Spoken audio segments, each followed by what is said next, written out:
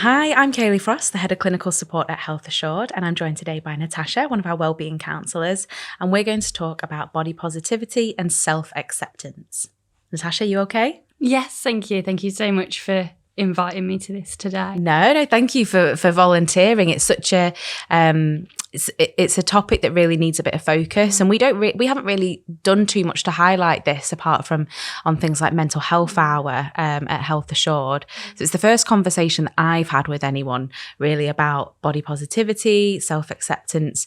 So I'm really pleased that you've come along today. Yeah. So first, Natasha, just tell me a little bit more about what got you into the clinical world. What got you into counselling? Okay. So I have very recently qualified, actually, towards the start of the year. I was a COVID graduate. So I did my exam a couple of years ago, but actually I've only really gained my certificate in January this year. Yeah. I've done quite a lot of LGBT work. Yeah.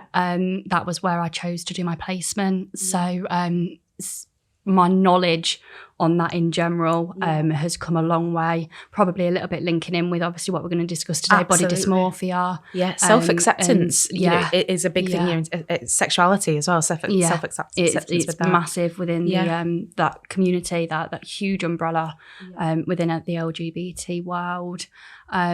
And I started with Health Assured first as an advisor about 9 months ago now. So, and then obviously gradually moved across as my qualification came in. And again, the experience, the broadness of everything on the helpline can be insane, the call volumes that come through. It's everything from anxiety and low mood to really more niche things, isn't Trauma. It? Like specialist, exactly. Trauma, self-identity, terminal illness. There's hundreds of categories, isn't there, of reasons why people might call. So it's really great for you as a newly qualified counsellor as well to have that so much exposure to all these different presenting issues, and I guess help shape where you want to move with your practice and your clinical work, which is fab. Yeah, 100%. I think very new to the qualification. I don't really have like an area of expertise, if you like. It's very much building my experience, building my knowledge more than anything. The amount I've learned just in the last 5 months since moving from advisory to counselling is insane amounts of experience. And this is another string to the bow now. This is amazing for you. Yeah. Okay, well, first of all, let's just talk about what body positivity and self-acceptance is. So in your mind, when you're supporting individuals, what do you see body positivity as? It's very much feeling comfortable in your own skin, in your own body, in your own perception of yourself more than anything. I think a lot of people assume that body confidence is just about your weight. It's not. It comes from, I don't know, the way your hair sits. Some people hate that they've got bushy hair or whatever. It comes from spots, scars, cellulite, everything, right down to obviously the way people choose to dress. It's about feeling comfortable in who you are as opposed to just as simple as the numbers on the scale. It's so much bigger than that. And self-acceptance is exactly as it sounds. It's how we perceive ourselves. Again, it comes down to that perception and how we can be comfortable and be okay with who we are on a day-to-day basis. I think this is something that we could probably go into such an extensive conversation about because there's so many branches off, body image as a whole. If you're looking at body image, you've got body positivity, which we're kind of focusing on today, but then you can go into more like actual conditions, so body dysmorphia and really kind of serious diagnoses, when it comes to your view on your body image and how you associate with that. What kinds of things, in like your practice, in counselling, on the helpline, what kind of examples of issues or concerns around body image have you kind of dealt with or supported with? A lot of it comes from external perceptions. So a lot of it is, I don't know, my friend's so much thinner than me, or my partner thinks that I've started to put weight on, which we do in relationships naturally. And it a lot of the time comes from that external point of view, as opposed to people actually thinking, do I need to do something about this? Yeah. And sometimes it doesn't matter what other people think. It's about eliminating that talk, eliminating that assumption that we need to be a certain way, and that's a lot of what we see is other people's perceptions, what is right and what is wrong. COVID, some people have gone one of two ways. They've either dropped no end of weight and suddenly they're trying to put things back on and get healthier again, or we've gone the opposite way. People have noticed they've not exercised as much, they have started eating differently, and their bodies have changed shapes, and there's no end of calls that come through about their confidence, their self-acceptance. Yeah, confidence is a huge thing, isn't it? And that's linked with body image massively, but it also, your ability. It links in with self-acceptance. Who am I as a person? Sometimes you'll go through your entire life denying who you are or avoiding to accept who you are, and part of that is your physical being as well. But it could be your personality traits, the things you like doing. For personally speaking, for years, I didn't want to, I made out that I'm like a metalhead mosher, but actually love musicals. Those types of things. And I'd keep that as like my little secret, that I'd go and watch musicals. It's really silly. It sounds really, really silly. Yeah, but people do. But yeah, it's those little things, or it doesn't have to be to do with the physical form. It's what you're interested in terms of self-acceptance and getting to that stage where you're like, this is who I am. I'm very fortunate to, be quite open about my hobbies and interests and stuff like that now, but people won't. It'll manifest into something much bigger than what it needs to be. It could be things like sexuality as well. Many, many people will suppress what they are, in terms of, their sexuality, their sexual alignments and orientations. Do you see that? I mean, we're going off the body topic here and looking more at self-acceptance. Do you see much coming through on the helpline and in clinical work, and if your placements as well with LGBT communities, do you see much in terms of, older generations finally kind of going, well, you know what, this is who I am. How do I navigate this? I need to accept who I am. Yeah. Oh, 100%. A lot of my clients going into placement, obviously you build that relationship up a little bit more. Obviously the helpline work, often we speak to people once or twice and that's it.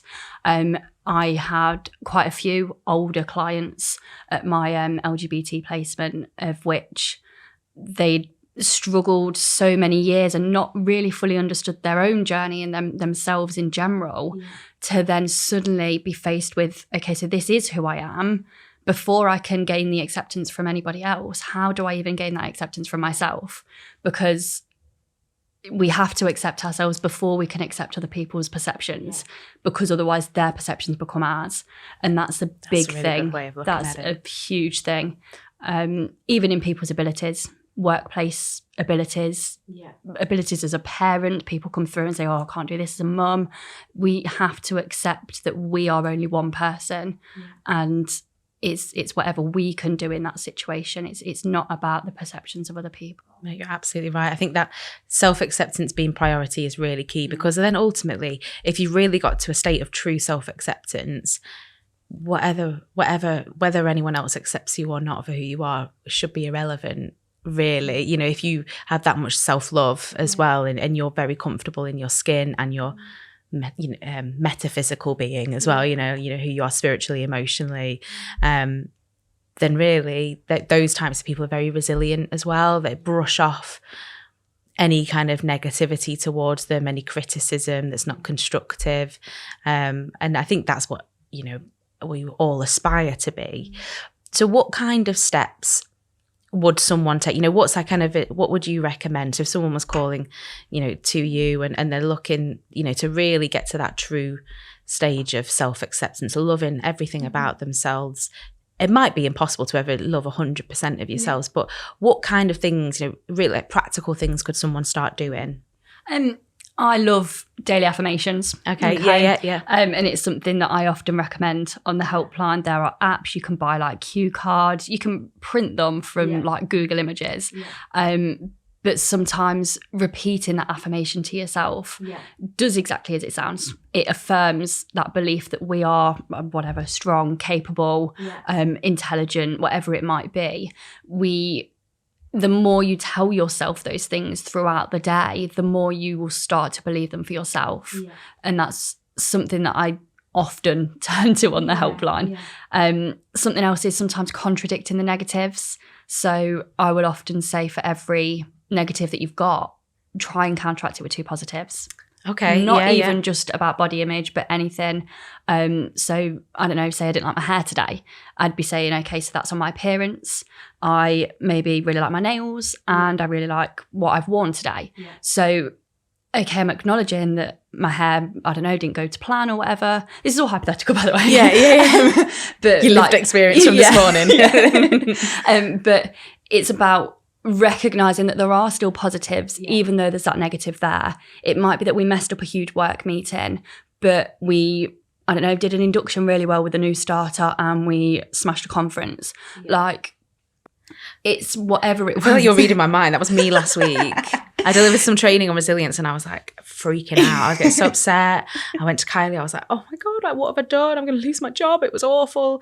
And then And then it wasn't. And then I was like, but I've just finished that and that was really good. And I just had a really amazing review with Such a Body and that was great. And then I immediately kind of forgot. And I didn't forget, but you just, if it you rationalizes it exactly. a little bit. Yeah. And I think, so I'm someone that finds it very difficult to do things like daily affirmations. I feel awkward and uncomfortable. Even working in the clinical world for as long as I have, I find it very difficult to gel with things like journaling, affirmations and things. So my version of that, and this sounds really ridiculous, but it works for me massively, is to like blast Lizzo on repeat.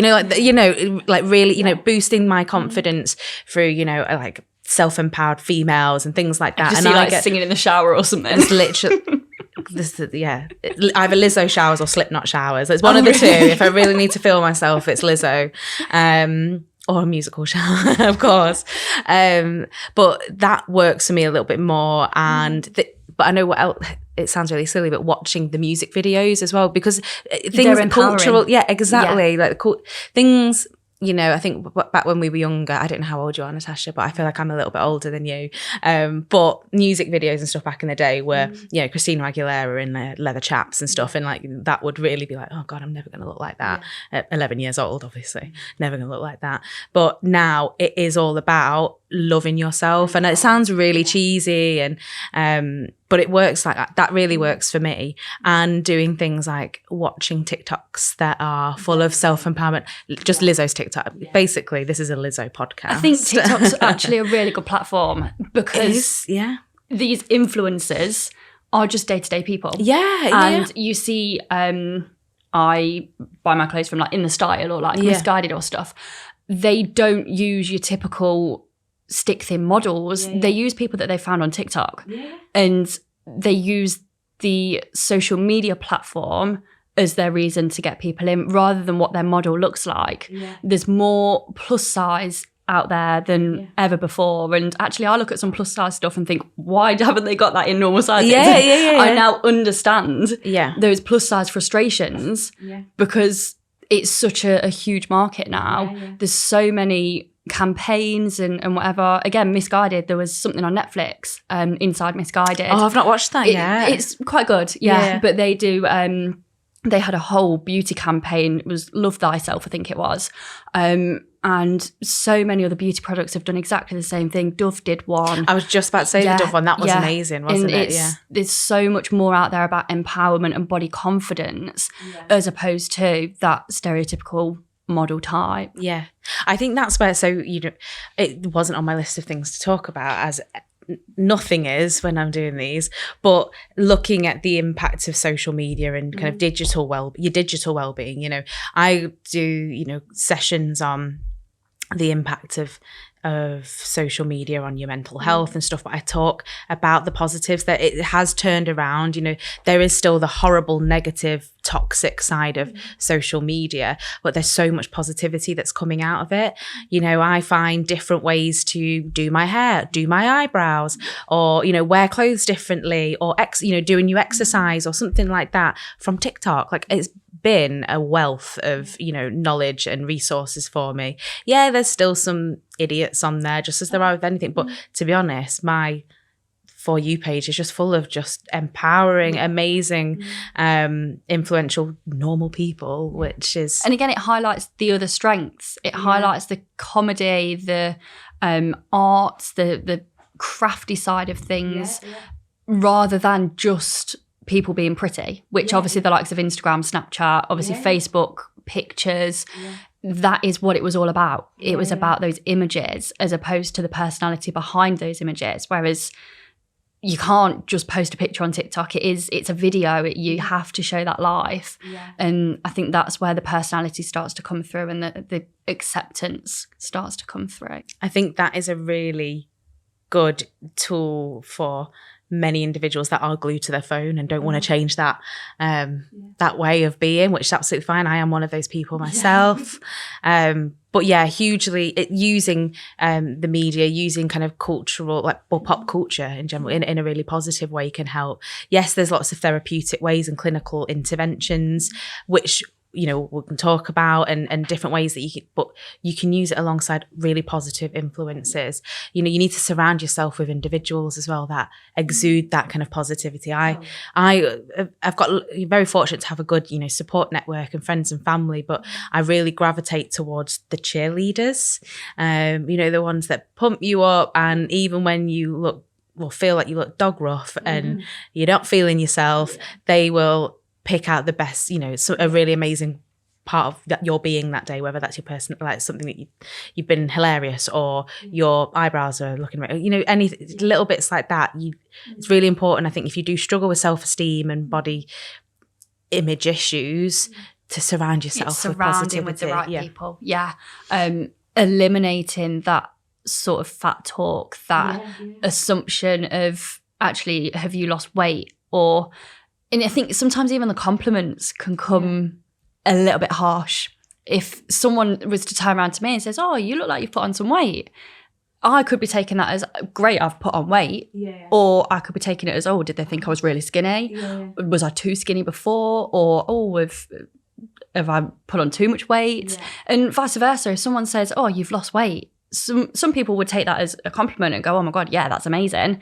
But then other people would look at that and think, well, did they think I was big before?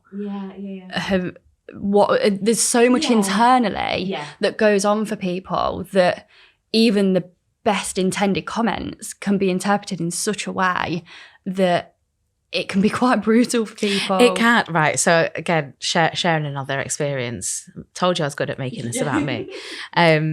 So I'm a bridesmaid in June, and the bride, me, and the other bridesmaid, we created a WhatsApp group, and it was you know, we're gonna get fit and ready because we've got the hen do at the start of June, the wedding at the end of June, and we started this like at the end of last year, and the bride named it Fat Club, the WhatsApp group, and at first I was like, what? And then actually, you know, we just use it as a constant stream of cheerleading, like, whoa, oh my God, you're doing amazing. Constant support and things, but at first I was like, oh my God, you called it Fat Club, like, thank you, what are you trying to tell me? What do I need to do before this wedding? And actually it's not that at all, but yeah, it's all about, you know, perception, like you say. We've gone really off a tangent. No, but no, I think that's it's really good, and I'm glad that we actually brought to light, you know, kind of your daily life, the things that you loads of people are probably doing already, using social media, hanging out with their loved ones and friends, but how they can selfishly use that to their benefit, to help them with their confidence, with their perception of themselves physically and emotionally and things as well.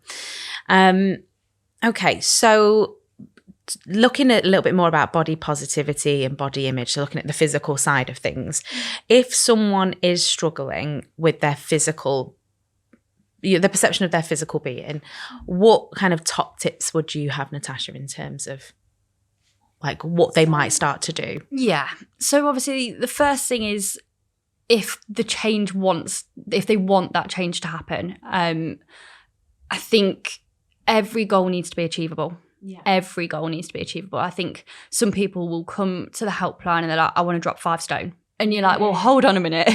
Like, how are we going to do this? Yeah.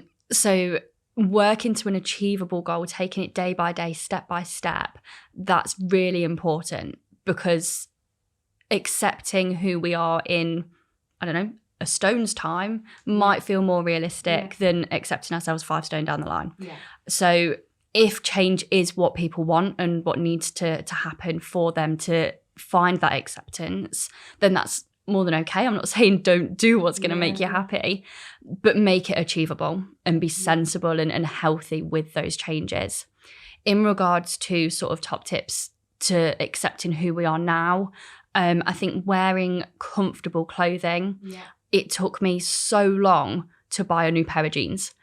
I think I'd been in the same jeans since I was like 15. Yeah, oh my God. And it was like, I'm not buying a new pair of jeans. To come to terms with the fact that I needed a bigger size, to me, that was insane. Yeah. So wearing clothes that you're comfortable in, rather than squeezing into a pair of jeans that is like 6-7 years old and you're in agony all day, every day because they're too tight. I will lose those, that £5. I'll put a new So be comfortable in the clothes that you do find, because the more you see yourself in things you like, the more that acceptance is going to come. Yeah. Because you look at yourself, I used to obviously, again, coming back to the jeans, I'd see my stomach like roll over my jeans. Yeah. And that was never going to bring me acceptance, because all I was reminding myself of was that I've not got the same size body as I did 7 or 8 years ago. Yeah. So the more that you then find that comfort in new clothing, new experiences, that acceptance will start to come as well. Yeah. You mentioned journaling earlier. Again, a great way to sort of reflect back on things. Journaling isn't always War and Peace. It doesn't have to be sort of Bridget Jones' Dear Diary type stuff. It can quite simply be like bullet points. Again, it's not something I've ever really resonated with and been able to sort of keep up with, but people will ring up and say, actually, I've started writing down some positives. Yeah. I've started writing down, whether it be on like Post-it notes around the mirror every morning or just in a nice little notebook, writing down those things that we do appreciate about ourselves, so that on those days we don't have anything to appreciate, we can reflect back on that. Yeah. I think that's something that's really... it highlights everything that we've had go on for us. I think so. There's just an infinite amount of different things that can be done. Personally, I don't think there's anything wrong with like getting professional support if you do need that, whether that's clinically or physically as well. We were just talking before about me having a personal trainer and because I've gone for, I've always been, curvier and bigger and stuff like that. And I've always been quite confident anyway. Like, I don't really care, that's fine. But the past couple of years, I think it was the lockdown and my self-confidence and self-esteem was impacted quite a lot. And I'm not one for dieting and I hate exercise, so obviously, but if I couldn't engage in either of those things, nothing was going to change for me in my situation. And I sometimes need someone to take the reins, give me instructions, and tell me what to do. So I got a personal trainer, and it's really important to find ones that aren't, like massive steadheads screaming at you, like. And understand your limits. That's it. Understand your limits. It's no good going from no exercise to being put on this. Like vigorous training like boot camp. Yeah, it needs to be what works for you. Yeah. So no, gosh, no, don't. I keep interrupting you, don't worry. But it's worth finding someone that's also in tune with well-being as well. So he looks at things holistically for me, like the 3 hours we spend with each other a week are 3 out of however many hours there are in a week. So he always assesses my sleep, my anxiety levels, my stress, what have I got on at work that's going to impact my hormone changes as well. He knows I've mentioned it on another podcast before, but he knows my menstrual cycle, I think, better than I do. Like, you're on day 17 now, aren't you, Kayleigh? And I'm like, what? Notice your moods. Yeah. And he's like, you're at your strongest now, like we'll push you harder this week out of the 4 weeks of the month and stuff. So it's really important. It was important for me to find someone that would look at the 24/7 me rather than the 3 hours we spend with each other a week, doing check-ins and things like that. But you know what? It's turned, so I've got a new I wouldn't say love, but interest in exercise. I'm really liking how strong I'm getting. I like seeing what the changes in the mirror. Like, I'm not always seeing the numbers on the scales change, but I'm seeing in the right lights and certain definition in like my arms and things. If I stand in the right way for a little while. And that's the other thing, numbers on the scale. Yeah. Completely. You're dropping fat, but you're building muscle. Yeah. So people work themselves really, really hard, thinking that those numbers are going to drop, but actually they're not, because you're gaining the muscle. All you're doing is turning that fat into muscle. Yeah. And therefore people are then working themselves even harder to try and drop those numbers. And burning themselves out as a result. Yeah. Yeah. And they're too tired. They have no energy. I found it about 3 months ago. So I dropped 2 stone in 2 months, and I was like, right, nailed it. But that's because I quit drinking. Well, stopped drinking. That was where all the calories were. Yeah. So I stopped drinking for it because I couldn't afford those calories. Like, in the week I wanted to eat. And then for the past however long, like, I've been completely consistent, and I've been getting upset and losing focus over it. And he talks to me and he says exactly the same thing, but it's taken a good couple of months to reframe my way of thinking, to accept that. And then he's like, what about trying a dress from a year ago? Because I'm like, there's clothes I've not worn in 2 years. And then I actually did like a mini fashion show for myself at home. And then I texted him and I was like, you know what? I fit in 3 of the dresses I've not fit in actually 3 years. Yeah. And he was like, there you go. Like, so your numbers don't mean anything because you're getting stronger. Your body's retaining more water so you can work out. So I needed that. I needed the physical, the practical input, whereas some people don't need that. Some people are quite self-driven and motivated anyway. They just might need some encouragement from a loved one or from the likes of yourselves, like a counsellor. You know, a quick call with the helpline, for example, half an hour or whatever, having a chat and just giving some kind of encouraging words and a little bit of direction. You don't need to meet someone 3 times a week to start to love yourself necessarily. You know, it doesn't. Some of our conversations are sort of like resource, particularly like anxiety, like send a few resources across, and very much sort of CBT based. But a lot of what we have come through is just facilitating that offload for them to be like, I really don't feel like I'm doing anything, and for us to just give back and reflect it all back to them and say, well, hold on a minute, you've managed to do X, Y, and Z all within 24 hours. How are you not seeing the progress that you're making? And sometimes that's all people need, just to hear it back to themselves, and then they'll sit there and go, oh my God, how have I done all of this? A little bit of perspective, yeah. Because sometimes, you know, well, not sometimes, nearly every caller that calls you guys on the helpline, their brain is going a million miles an hour, and they think they're the worst person in the world. They're incredibly anxious. They're spinning. They're just completely spinning and spiraling almost, and they just need a little bit of grounding and a new perspective on things, and that can do wonders, can't it? But there are people that will need something, you know, a bit more structured, which is fine. You know, if they're more, there's more complex and there's something more diagnosable, like I mentioned at the beginning. What kind of, you know, from your understanding and your kind of theoretical training as well, what kind of treatments or interventions are there for someone that's really kind of set in some negative thought patterns and potentially a formal condition like body dysmorphia and stuff? What kind of support is out there? So your GP is always a really good place to start. Firstly, because some of the people we deal with on the helpline are not local. So they're coming to us for local charities or local organisations they can go to, and obviously all I've got is Google. So GP is always a really good place to start, because they will be able to recommend local organisations.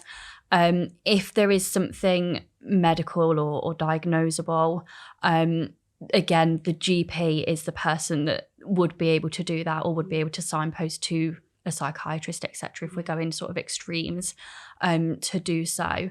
So GP is always a really good place to start. Obviously, various helpline support, various of our companies that pay for our service have structured support on offer as well. CBT can be really useful in regards to sort of altering that way of thinking, challenging those negative thought processes, particularly like you say, those that have sort of been grained into us right from day dot as an early teen or whatever. So there's support that we can offer on like a surface level. And then obviously you've got your extremes such as like eating disorders that can develop from this. You've got the likes of charities such as Beats. Again, GP is always a really good place to start. But you have got larger organisations such as Beat, I know they're very well known in regards to that sort of support as well. There's just so much out there. And I think, and again, when people call us, that they're expecting sometimes for us to be able to cure the situation in one call. And we need to be realistic. Even, you know, a couple of sessions or 6 sessions isn't going to cure or fix, you know, a really conditioned way of looking at yourself, years and years of an altered state of, you know, what you are. But we can certainly empower those people and start them. We can support them with how that's maybe impacting their daily life at the moment, look at their anxieties and their mood and help them manage that as well. So there's lots and lots of things that will help as a conduit and like signpost them to where they need to go as well. We've covered a lot of things, and it's gone quite quick. But I think some, you know, the big takeaways here are really working towards that self-acceptance, whether it's from body positivity, loving yourself, you know, spiritually, emotionally, whatever, your personality, and finding the different ways that work for you to gain that self-acceptance and prioritizing that above whether other people are accepting of you or not. Because if you love yourself enough, everyone else is irrelevant, you know, and what their perception of you is. Any kind of final thoughts from yourself, Natasha, on I think the matter? You've summarised that really nicely. It is about accepting your own perceptions first before exploring other people's perceptions, so that we don't take them on as our own. We can acknowledge them and say, that's your opinion, that's fine, but I am happy. I think that's the key thing here, to find that happiness within ourselves before looking for other people's opinions and perspectives. It's really insightful, and you've been fabulous. And thank you very much, Natasha. It's okay. Thank you so much for having me.